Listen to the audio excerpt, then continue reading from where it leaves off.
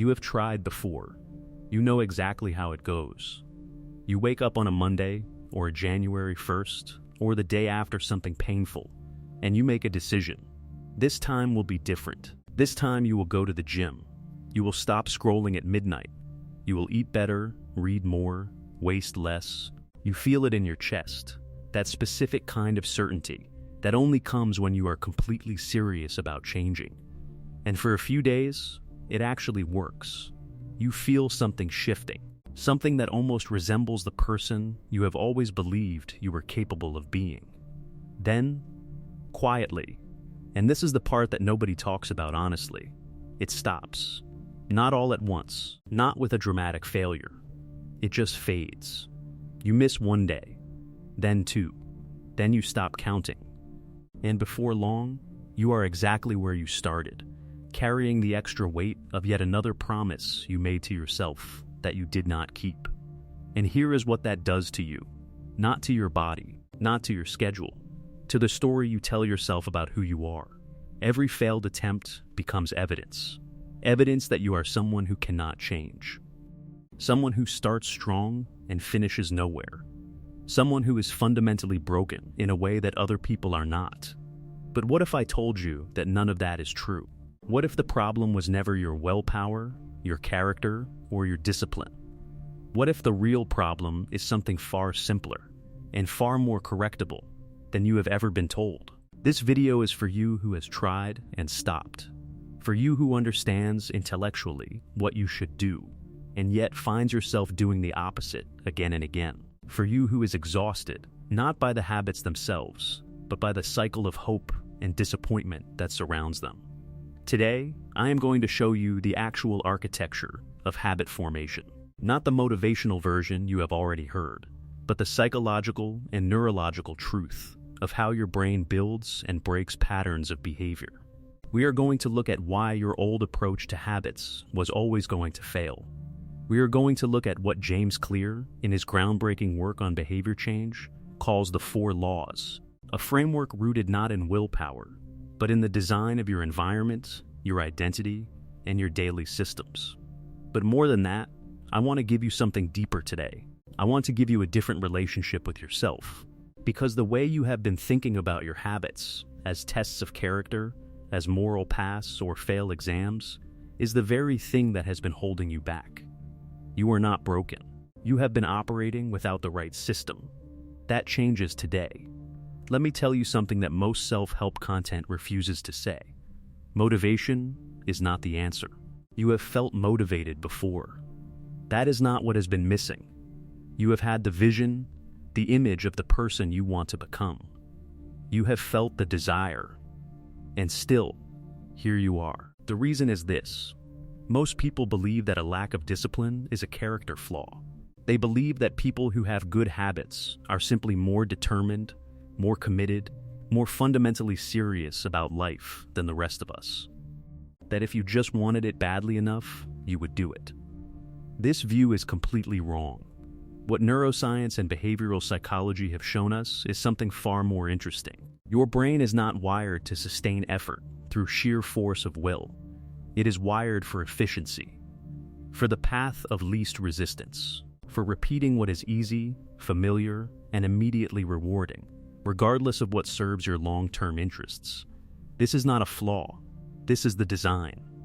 Your brain is doing exactly what it evolved to do. Conserve energy, seek pleasure, avoid friction.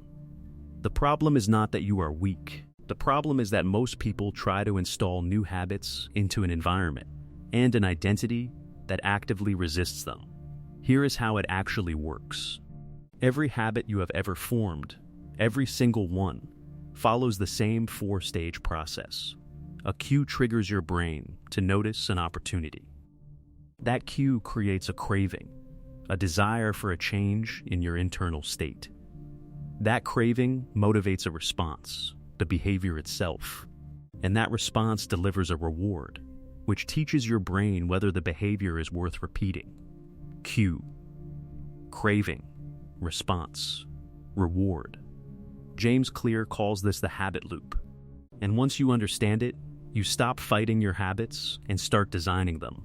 Because here is the truth that will change everything. You do not need more motivation. You need a better system. And a system is just a series of small design decisions that make the right behavior the easy behavior. But before we talk about systems, we need to talk about something even more fundamental. Something that James Clear identifies as the deepest level of behavior change, and the one that almost no one addresses: your identity. Most people approach habits from the outside in. They decide what result they want, lose 20 pounds, save money, build muscle, and then they create a plan to achieve that result. The result is the goal. The habit is the vehicle. But this approach has a fatal flaw. Think about two people trying to quit smoking. The first person is offered a cigarette and says, "No thanks, I am trying to quit." That seems reasonable, doesn't it? But notice what that person is actually saying. They are saying, "I am a smoker who is attempting to stop smoking." The old identity is still in place. They are fighting against themselves. The second person says, "No thanks, I do not smoke." Same outcome. Completely different self-conception. The most insidious thing about your failed habits is not the habits themselves. It is what they have taught you to believe about who you are. You have tried to build the habit of going to the gym and stopped after 2 weeks. And so, somewhere deep down, you have decided you are not a person who exercises. You have tried to read more and abandoned it. So you have decided you are not a reader. You have tried to stop checking your phone at night and failed. So you have told yourself you are someone with no self-control. Carl Jung understood this deeply. He wrote that until you make the unconscious conscious, it will direct your life, and you will call it fate. The identity stories you carry, the quiet beliefs about what kind of person you are running your behavior far more than any plan or intention you consciously hold. You think you are failing at habits. You are actually succeeding at confirming a story about yourself that was never true. Here is the shift. The goal is not to run a marathon. The goal is to become a runner. The goal is not to read a book. The goal is to become a reader. You do not adopt a habit because you want to achieve something. You adopt a habit because it is evidence for who you are becoming. And that changes everything about how you begin. If this content is making sense to you, click the subscribe button and subscribe to the channel. Thank you for your support. Now let me say something uncomfortable. Every time you have tried to change through sheer force of will, through grinding motivation and white-knuckle discipline, you have been fighting human nature. And human nature always wins. Here is the brutal truth about self-control that almost no one tells you. People who appear to have extraordinary discipline are not actually exerting more willpower than you. Research has shown that the most disciplined people are simply better at designing their environment, so they rarely face temptation in the first place. They do not resist the cookie. There is no cookie. They do not resist social media. Their phone is in another room. They do not resist sleeping in. They have structured their evening so that waking up early is the natural consequence. Self-control is a short-term strategy. It is not a character trait. And treating it as a character trait is exactly what has been making you feel like a failure every time you slip. Because here is what happens in your brain when you form a habit, or when you try to break one. The neural pathways carved by your existing habits are not erased when you stop a behavior. They go dormant, but they remain. A former smoker can go years without a cigarette, and then be placed in the context where they used to smoke. The stress, the social setting, the specific smell, and the craving returns as if no time has passed at all. Not because they are weak, because the cue is still there, and the cue still triggers the craving. This is not a moral failing. This is neuroscience, which means that the question is never, how do I want it more? The question is, how do I make the behavior I want easier, and the behavior I don't want harder? You do not overcome your bad habits by becoming a better person. You overcome them by designing an environment where the bad habit becomes invisible, unattractive, difficult, and unsatisfying, and the good habit becomes obvious, attractive, easy, and satisfying. The environment is the master variable, not your character. There is another layer here, and this is the one that cuts deepest. Every time you perform a habit, good or bad, you are not just completing a behavior. You are casting a vote for a particular identity. Think about that. Every time you scroll instead of sleep, you are casting a vote for being someone who does not prioritize rest. Every time you skip the gym, you are voting against the athlete you want to become. Every time you check your phone the moment you wake up, you are reinforcing the self-image of someone who is reactive rather than intentional. Most people think their habits are separate from who they are. They are not. They are the most precise description of who you are currently choosing to become. The good news, and this is where the system becomes genuinely liberating, is that it works exactly the same way in the opposite direction.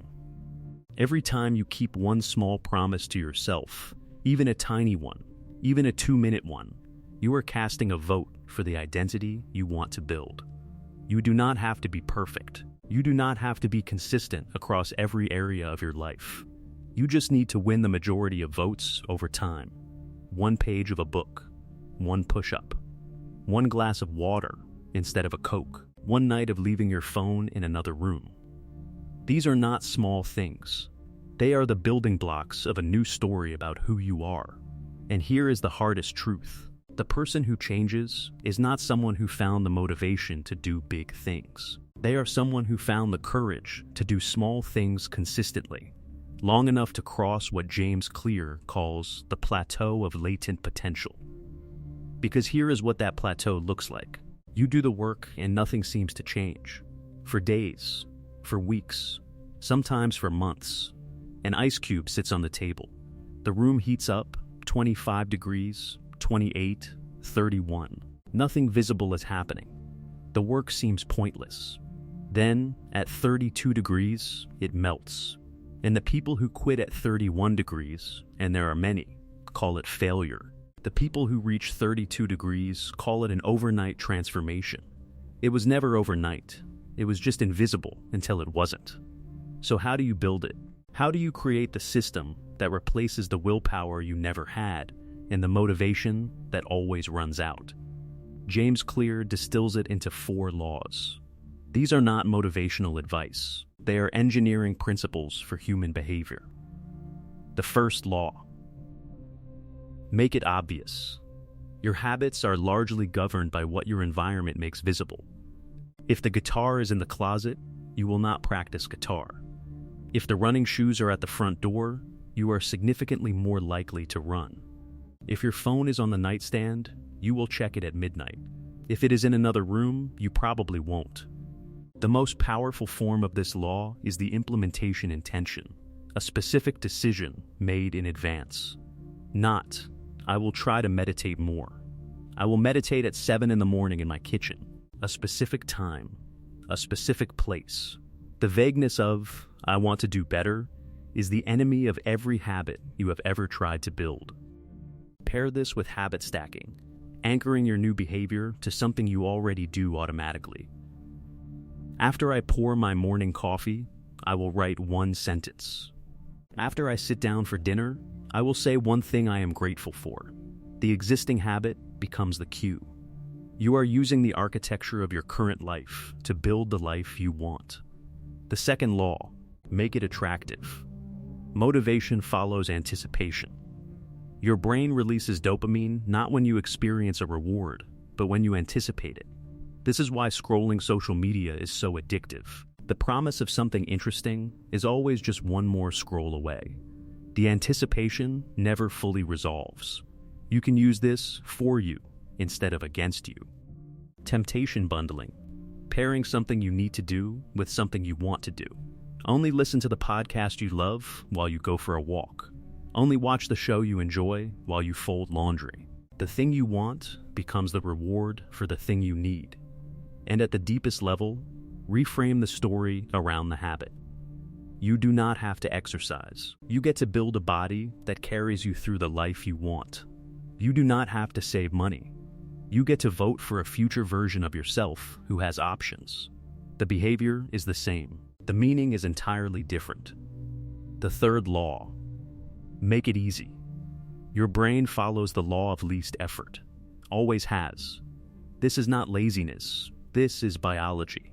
And the most powerful thing you can do is design your environment so that the behavior you want requires the least friction possible. This is where the 2-minute rule becomes essential. When you start a new habit, it should take less than 2 minutes to do. Read before bed each night becomes open the book. Exercise 3 times a week becomes put on the workout clothes. The goal is not to do the full behavior every time at first. The goal is to master the art of showing up. Because a habit that doesn't exist cannot be improved. And a habit that exists, even in its smallest, most imperfect form, is a habit that can be built upon. Standardize before you optimize. The 4th law: make it satisfying. What is immediately rewarded is repeated. What is immediately punished is avoided. The deepest challenge with most good habits is that the reward is delayed. You go to the gym today and feel healthier in 6 months. You save money today and feel financially free in years. But your brain is wired for immediate consequences. So you create immediate ones. Track your habit visually, a simple calendar, an X marked on the wall. The act of not breaking the chain becomes its own reward. And when you miss, because you will miss, remember only this: never miss twice. 1 missed day is an accident. 2 missed days is the beginning of a new habit. The failure is not in the missing. The failure is in making the missing easier than the returning. Everything I have shared today draws from the work of James Clear, specifically his book, Atomic Habits, one of the most practically useful books written on human behavior. It is not theory, it is a system. If what we discussed today has opened something in you, the book will take you considerably further. Here is what I want you to leave with today. You are not broken. You have never been broken. You are simply operating with the wrong map.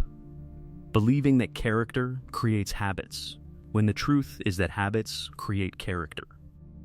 Believing that motivation precedes action, when the truth is that action creates motivation. Believing that transformation requires a great leap, when the truth is that it requires only a small, consistent step, repeated long enough to become the person who no longer needs to be reminded to take it. The system is simpler than you think. Make the behavior you want obvious, attractive, easy, and satisfying. Make the behavior you don't want invisible, unattractive, difficult, and unsatisfying. And then, do not judge yourself by any single day. Judge yourself only by whether your trajectory is pointing in the right direction. 1% better every day. That is all this requires. In a year, that is 37 times better than where you are standing right now. Not because of willpower, not because you became a different kind of person overnight, but because you understood, finally, that you do not rise to the level of your goals. You fall to the level of your systems. And now, for the first time, you know how to build one. Write in the comments, I am building my system. Not as a declaration of perfection, not as a promise you have to keep flawlessly, but as an acknowledgement that you understand something now that you did not understand before. That you are done fighting your own biology and beginning to work with it. That the next chapter of who you are becoming starts in the small decisions of today. Write it. Because naming a thing makes it real.